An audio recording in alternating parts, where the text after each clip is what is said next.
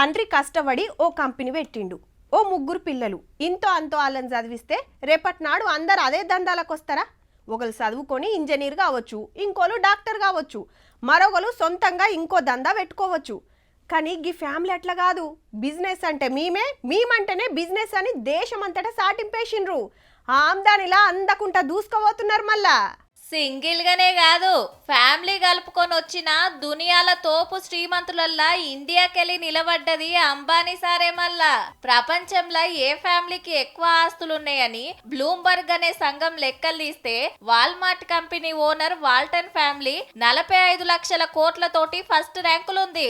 అటెంక 30 లక్షల కోట్లతోటి దుబాయ్ అల్ నాహియాన్ ఫ్యామిలీ, 19 లక్షల కోట్లతోటి సౌదీ అల్ Saudi family 2-3 జాగలల్లో ఉంది.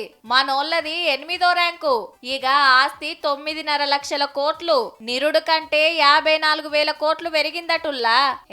సారు శ్రీమంతుడు కాబట్టి వాళ్ళ ఫ్యామిలీ మొత్తం ఉన్నోళ్ళే గండ్లేముంది అనేరు. సిమ్ కరెట్ల కాంచి సెల్ ఫోన్ల దాకా, సరుకు సౌదల కాంచి బట్టల దాకా ఏమేం అమ్ముతున్నారో అన్ని కంపెనీలకు సారు ఇంటోళ్ళే చైర్మన్లు, డైరెక్టర్లు. ఇంటామే కొడుకులు, కోడళ్ళు, బిడ్డే, అల్లుడు మొత్తం వాళ్ళే. రేపు మన్మడు మన్మరాలు కూడా ఏడ ఏం బిజినెస్ పెట్టాలి, ఎట్లా మీదికి దేవాలనో సార్కు తెలిసినంత ఇంకెవ్వలకు తెలియదబ్బా. గీ తీళ్ళ నడుస్తుంది కాబట్టే జియో టవర్ సిగ్నల్ లెక్క రాకెట్ స్పీడ్ తో నురుకుతున్నది ఆమ్దాని. చిత్రమేందంటే దేశంలో 17 శ్రీమంతులు పెరిగినట్టే ఆకలి తిప్పలు ఉన్నోళ్ళు పెరుగుడే గమ్మతున్నది పోన్రి.